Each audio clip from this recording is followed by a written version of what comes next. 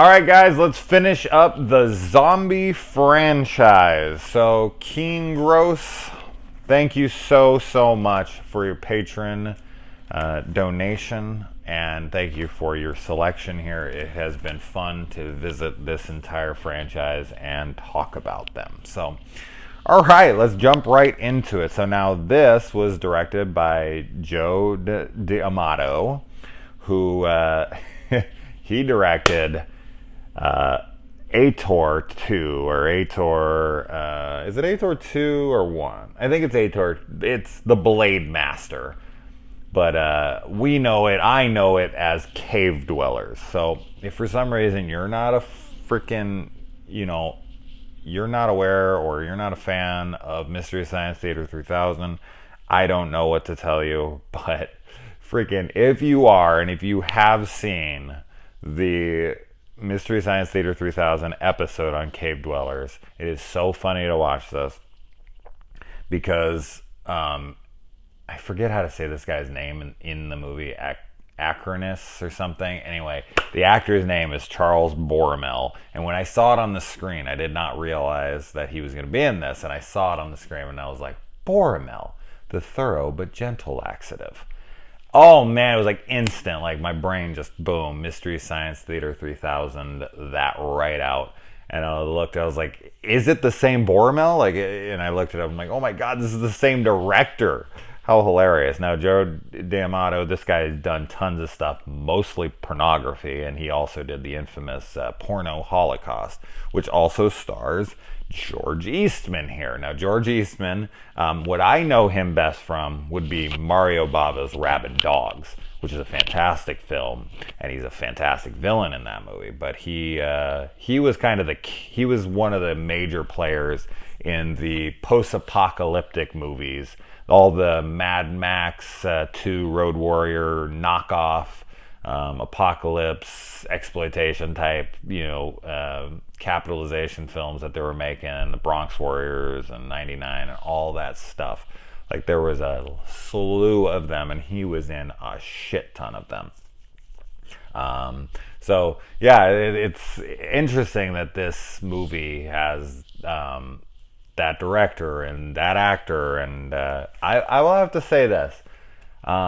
This movie could use a serious edit. That's the biggest issue with this movie. There are scenes that drag on for way too long. And there's scenes that I would normally be like, oh, they need to be longer. Like, they cut away way too quick. But there's like kill scenes that just drag forever. And then there's like people trying to do something. They're like trying to free themselves forever. And it's supposed to be tense, and it's supposed to be gruesome, and it's supposed to be shocking, and it's just fucking repetitive. And you're like, oh my god, you could cut 20 minutes of this movie, and it'd be a much better film because of it. It's just, the scenes drag and drag and drag. Now, this movie had multiple different titles. This is Zombie 6 Monster Hunter on VHS. It was also released as Anthropophagus, however the hell you say that, Part 2, which also has George Eastman in it as well. And it also had a title of Absurd, which it still has right now. That's what it's most known as. So you can get it on Blu-ray as Absurd. And then I think over where it was released, it was called Raso Sanjui, something, I don't know. So it's got tons and tons of titles to it. All right, so we have a girl who's recovering from a neck injury in this movie. Oh, I can't wait to talk about that later. But she just keeps drawing the same design with like, why? That doesn't play into the movie at all, so I'm not really exactly sure. So there's this guy, and he's chasing George Eastman's character, and he gets impaled up on the top of this fence with spikes on it. And he comes to the door, and his guts are spilling out. And so they take him to the doctor, and the doctors are working on him. And I'll have to say, I'm going to give credit to this movie. I felt like the operation and the doctor stuff in this felt pretty legit. For this kind of movie, I would not expect that kind of attention to detail on the surgery, on the lingo, on the way procedures. All that stuff felt really good. And I was like, oh, wow, they're actually like, trying here. I can't believe it with a movie like this. So it just felt real.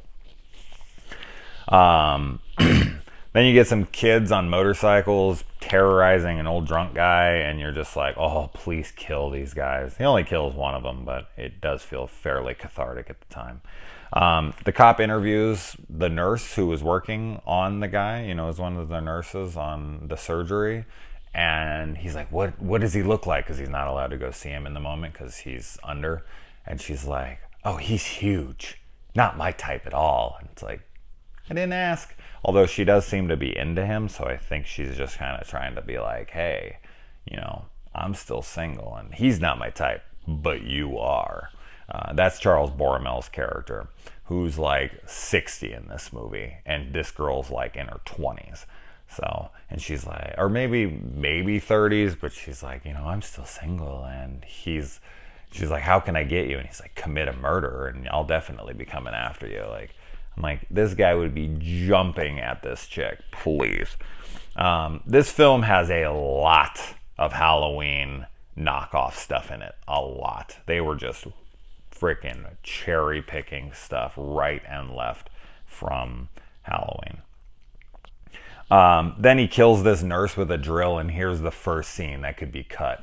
So it's a gore scene, and cool, all is well, but he puts it into her head, and she's just struggling. And he puts it to her temple, and it's like cutting and boring, and then finally, literally boring, and then he's like, gets it in, and it's going, she's fighting, and it's supposed to be shocking, I get it, but it goes for so fucking long. You're like, okay, and maybe if it only happened once in the movie, but it happens with every kill in the movie. There's this janitor who is seriously on his A game.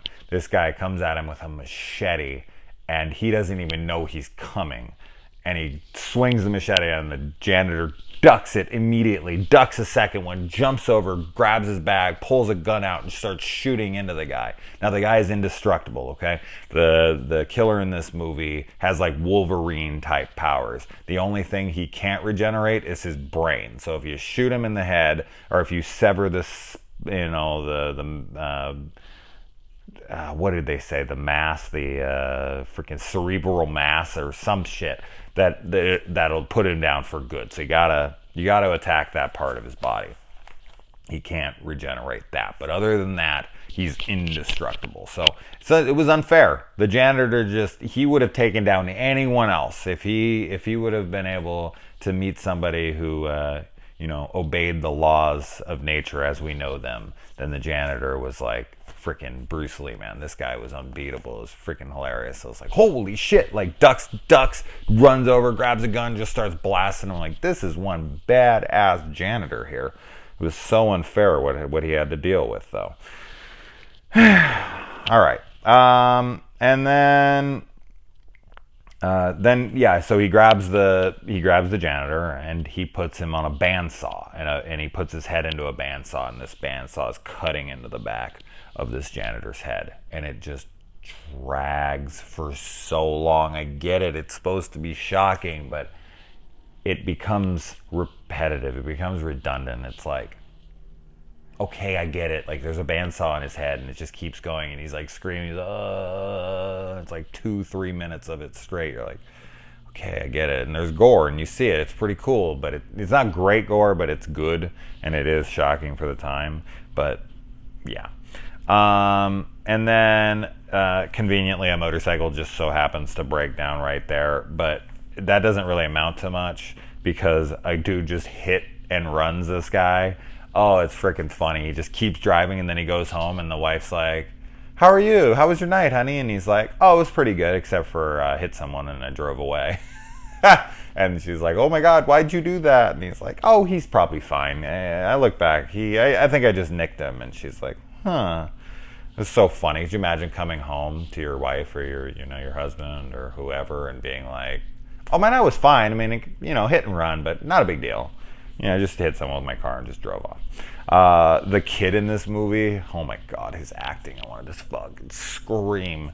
But he's being forced to watch like soap operas. At first, I thought he was watching them willingly. Like I thought this was what he put on, and he's getting like really angry during it.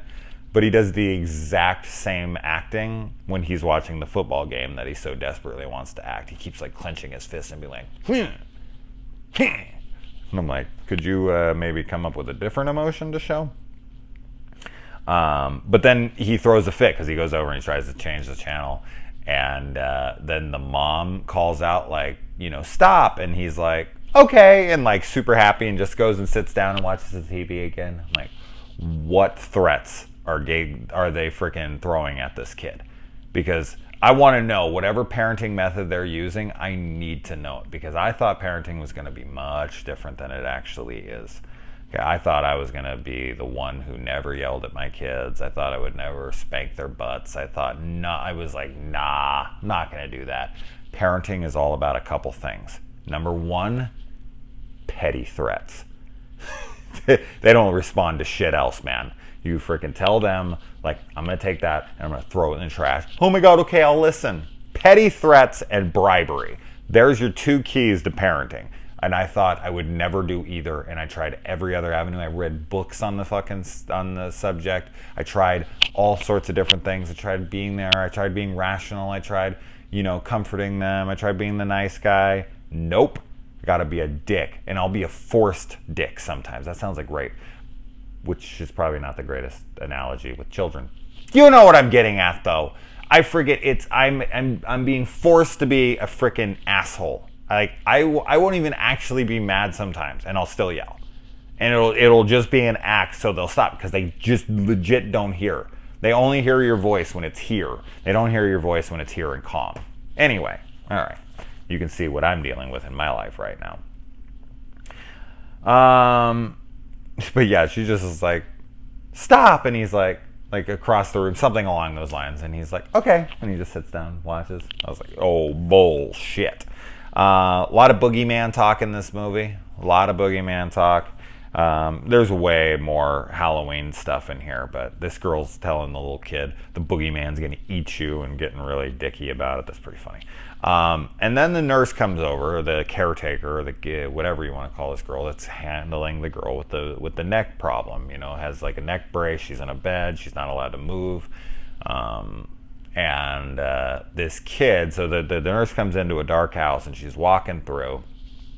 This kid swings on a rope like George of the Jungle or something in a freaking like Halloween 3 skull mask right up to her. She flips on the lights, screams, and is like, oh, it's just whatever the hell this kid's name was. Ah ha ha ha ha. This kid swung on a rope. Why is there a rope hanging from the fucking ceiling in a house? And why is this kid swinging in the dark on it wearing a mask? And why does she think it's just so cute?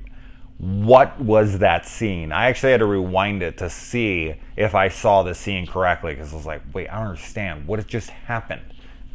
If I came home and my kids were swinging across the fucking house in masks with the lights off, I don't even know what I would do. I'd probably run out of the house thinking that like I walked into the wrong house or call the freaking cops or I don't know what the hell's going on.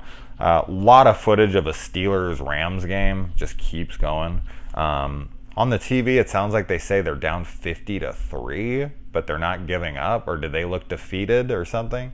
They must have said 15-3, because if you're down 50-3 in football, give up, walk out, you're done.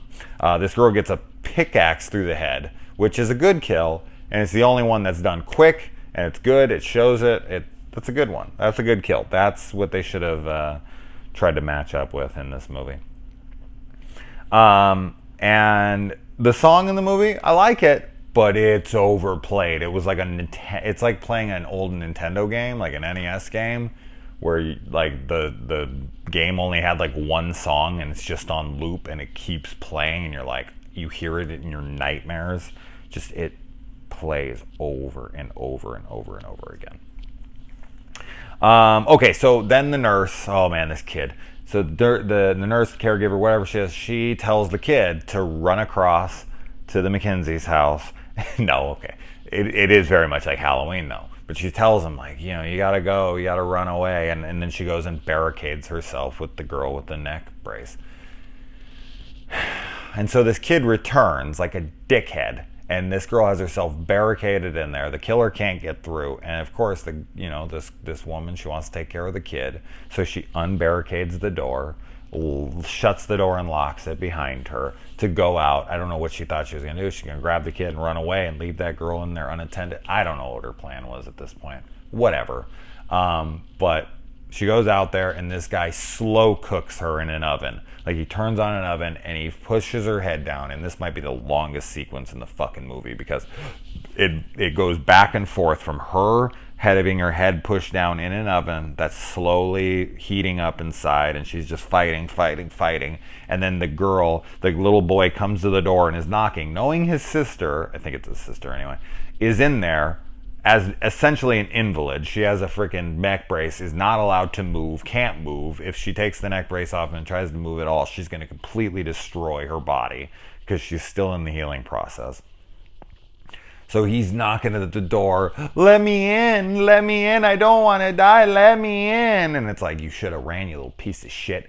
But she's sitting there, and she's trying to get the neck brace off, and she's trying to undo the restraints so that she can come and finally, let him in. It cuts from the oven roasting, the kid knocking at the door, and her trying to undo her restraints. I'm not even slightly exaggerating on this. 5 straight minutes. 5 straight minutes of this. Just oven, kid, neck brace. Oven, kid, neck brace. Like, it is just, and it's that music on loop. And